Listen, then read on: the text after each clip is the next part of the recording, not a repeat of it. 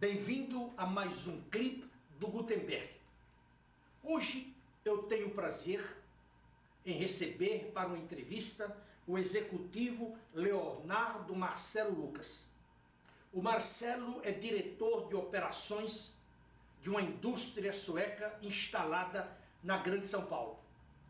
Ele é o seu diretor de operações. Anteriormente, ele trabalhou numa grande cooperativa nacional, a maior do país, na área industrial, e anteriormente trabalhou no grupo Bung, outra empresa multinacional. Ele tem uma excelente formação acadêmica. Ele tem mestrado em processos industriais, está quase terminando este seu curso. Ele tem um MBA em gestão estratégica e tem a sua formação em nível de graduação em química. Ele também tem participado de vários cursos de atualização, de autodesenvolvimento, a fim de aperfeiçoar ainda mais os seus conhecimentos e também a sua competência na área industrial. Ele fala inglês fluentemente, ele tem um bom conhecimento de espanhol e ele já visitou inúmeros países ao redor do mundo a negócios. Portanto, hoje é um prazer muito grande recebê-lo aqui, Marcelo. Prazer é todo meu, Gutenberg. O prazer é todo meu. Muito bom estar aqui hoje. Meu prazer. Inicialmente, Marcelo, eu gostaria de perguntar a você, já que você trabalha num setor super importante, que é o setor alimentício, você como um diretor de operações, como você está vendo este mercado? Eu vou responder a sua pergunta desde os primórdios, quando eu escolhi na minha carreira a área de alimentos. Farmacêutico, alimentos, são áreas que sempre têm crescimento ano após ano. E desde o começo eu falei, eu preciso focar em uma dessas duas áreas. A área de alimentos, já estou há mais de 20 anos na área de alimentos, nunca passou por crises, principalmente porque é um bem vital para o ser humano. Especificamente essa área de óleos e gorduras, os desenvolvimentos, os novos produtos, o acesso à população a novos tipos de alimentos corroborou muito com o crescimento da indústria ao longo do tempo. Muito bom. E vocês têm sido afetados em razão dessa crise econômica que se iniciou em 2014 e ela se estende, talvez se estenda por mais 1 ou 2 anos, ou não? Ótima pergunta, Gutenberg. Todos foram. Quem disser que não foi, acho que não vive no Brasil. Só que algumas pessoas decidiram participar da crise e outras não decidiram participar da crise. E nosso segmento como um todo, a instalação da empresa, os novos negócios que nós trouxemos, nós optamos por não participar da crise. O crescimento não foi aquele projetado, haja vista que os nossos clientes diminuíram os negócios também, porém nossa empresa saiu muito bem, cumprindo tanto o budget para volume quanto o EBIT. Você tem sido bem avaliado no exercício de sua atividade na área industrial. Recentemente você viajou à China. Naturalmente foi uma viagem rápida, mas você foi à China para fazer um startup de uma nova indústria desta sua grande corporação sueca. Eu pergunto a você, quais são as diferenças básicas hoje em você operar num país de 1 bilhão e 400 milhões de pessoas e num país como o Brasil com cerca de 220 milhões, 226 milhões? O que é que você atribui a esse crescimento fantástico na China e esse nosso regresso, vamos dizer assim, estamos voltando para trás em vez de caminharmos para frente e para o futuro? A China foi um país, até pouco tempo atrás, um país que a gente não conhecia, só sabia que tinha uma população muito grande. Ela percebeu que precisava se abrir para o mercado, abrir para novas corporações, se abrir para o mercado de capitais de uma forma geral. Eu percebo a China ávida por investimento, eu percebo a China pronta para o crescimento, a infraestrutura que eles têm, as cidades, o que eles oferecem para o empreendedor é muito maior, os benefícios, do que a gente tem aqui no Brasil. Para se ter uma ideia, nós escolhemos a cidade de onde o projeto aconteceria E nós escolhemos uma cidade pequena, uma cidade de 1,5 milhão de habitantes, perto de Xangai, de mais de 20, 25 milhões. E a cidade ofereceu todas as condições para a gente se instalar lá. E a questão da mão de obra? É fácil você contratar mão de obra na China, pessoas preparadas para este seu segmento ou não? Nosso tipo de negócio é um negócio muito específico, Gutenberg. Então as mesmas dificuldades que enfrentamos no Brasil, enfrentamos na China.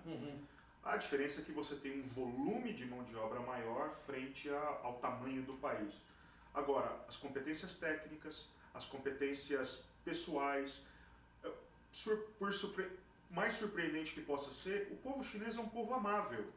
Então, a receptividade que eles dão, a entrega, o empenho, eles respeitam muito bem a hierarquia, eles vivem uma hierarquia todos os dias, quer seja a hierarquia do governo, quer seja a hierarquia do chefe, mas nós não tivemos nenhuma dificuldade de encontrar, com um diferencial importante.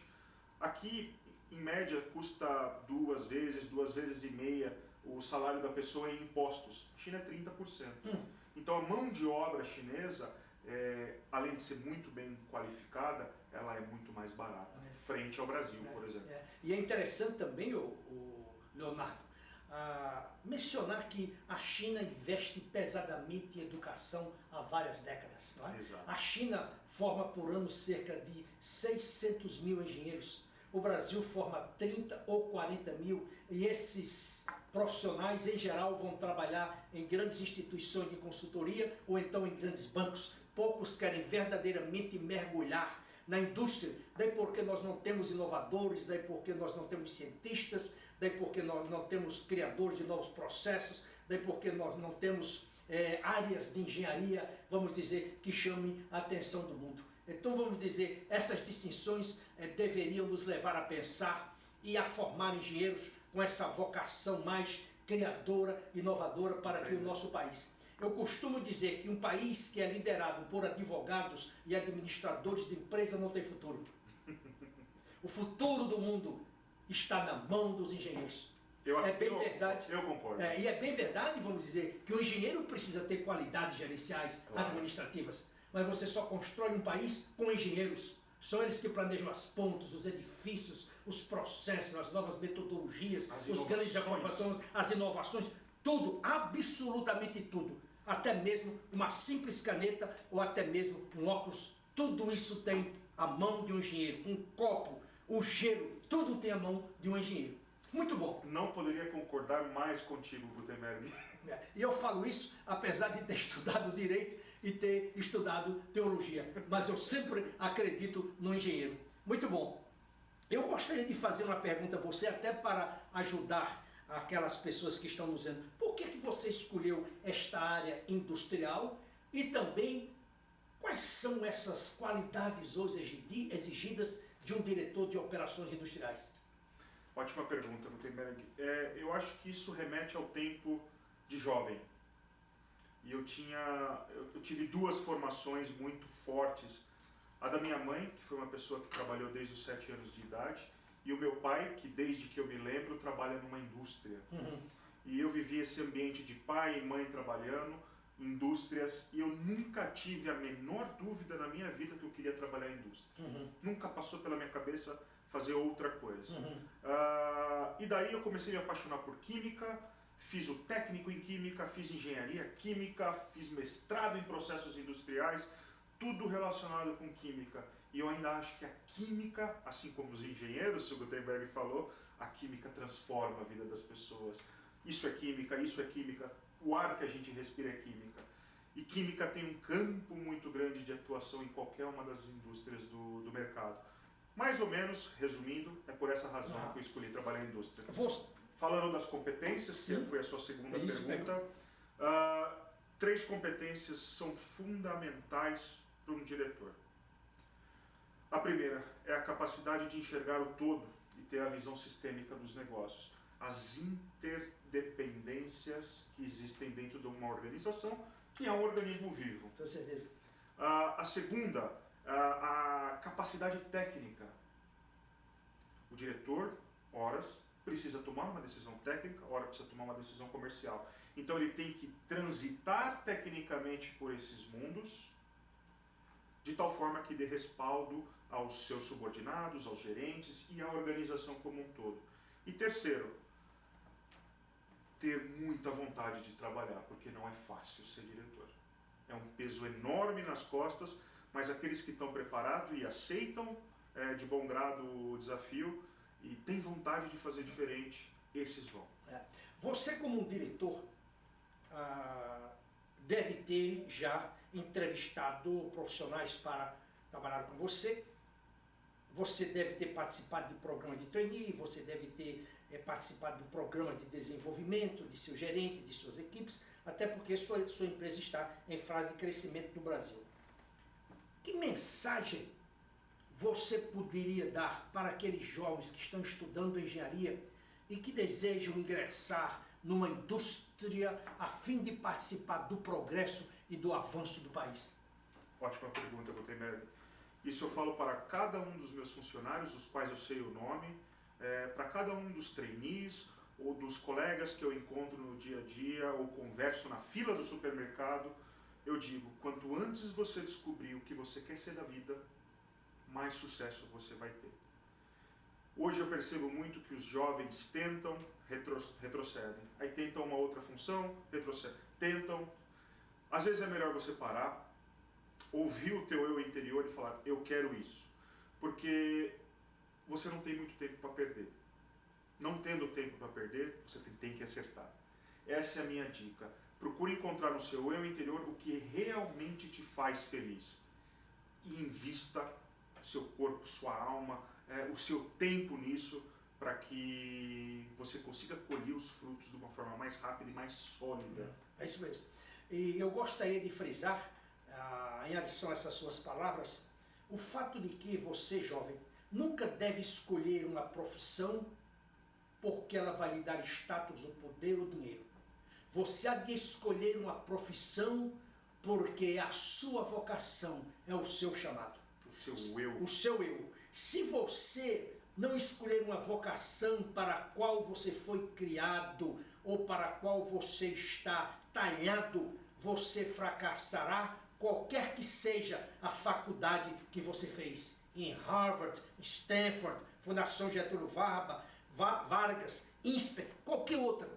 Então escolha a sua área de trabalho porque você está vocacionado por ela e não porque um professor, um consultor, seu pai, sua mãe, sua namorada ou qualquer outra pessoa exerçam certa influência.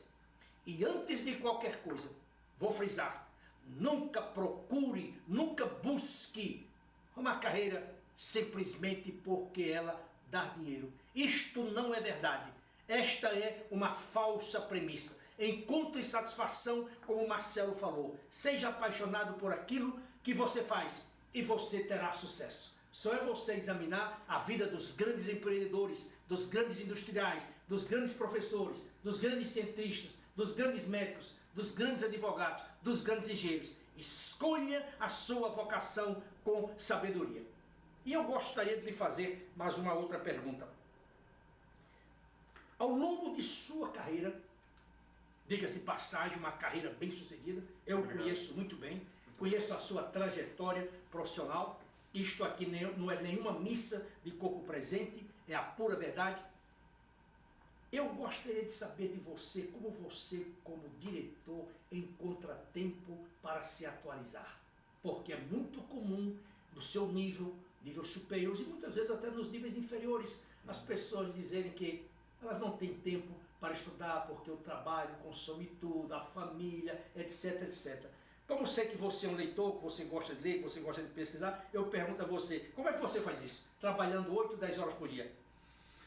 Ai, Gutenberg, eu já vivi os dois mundos. Aquele mundo do lado esquerdo, né, o muro das lamentações, aquele que não tem tempo, não dá para fazer isso, não dá para fazer aquilo, e o que eu vivo hoje. E alguns mentores, um deles está aqui do meu lado, me abriu os olhos para algumas coisas. Quanto mais a gente estuda, mais a gente lê, mais a gente pesquisa, mais a gente percebe que a vida é feita de coisas simples. E uma dessas simplicidades é a disciplina. Tendo disciplina, Gutenberg e meus amigos, você consegue fazer tudo. Você arruma tempo para tudo. Eu confesso que em alguns momentos nós não temos a disciplina necessária para fazer as coisas que a gente sonha. Mas nós precisamos ter ela e a obstinação e a vontade de fazer diferente. Essa combinação, ela é muito bem sucedida. Com certeza. Precisamos ter disciplina nas coisas que a gente faz e vontade. Eu chamo aquilo de chá. Conhecimento, habilidade e atitude. É isso mesmo. E dessas três, naturalmente, eu acho até que a atitude talvez seja a mais valiosa. Essa quando você poderosa. tem atitude, era aquilo que Obama falava em seu último discurso em Chicago, no dia 11 de janeiro. Ele dizendo, se você quiser fazer as coisas, você deve calçar os seus sapatos e começar a caminhar. Nunca esperar que o outro diga para você fazer. Isso é extremamente importante. Como sei que o Marcelo é um estudante, como sei que ele gosta muito de ler, comumente eu não faço isso nos meus clipes, mas eu vou fazer hoje diferente. Eu vou recomendar para você, que nos vê, que nos escuta, a leitura de um livro que eu reputo uma preciosidade.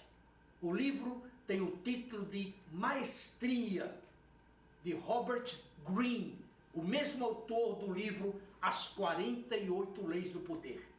Se você quiser crescer, se você quiser avançar na sua carreira, estude-se, prepare-se. Isto tem de ser feito diariamente, como o Marcelo falou, com disciplina, com determinação, com organização, com administração do tempo e, sobretudo, com a vontade de vencer. Marcelo, eu quero agradecer a você pelo seu tempo, pela sua contribuição. E eu espero que você e eu tenhamos ajudado aquelas pessoas que nos viram, ou que nos veem e que nos escutam, e que elas tenham muito sucesso. Portanto, eu quero agradecer a você. Muito obrigado. E quero agradecer a você também, telespectador, pela sua paciência, pela sua generosidade.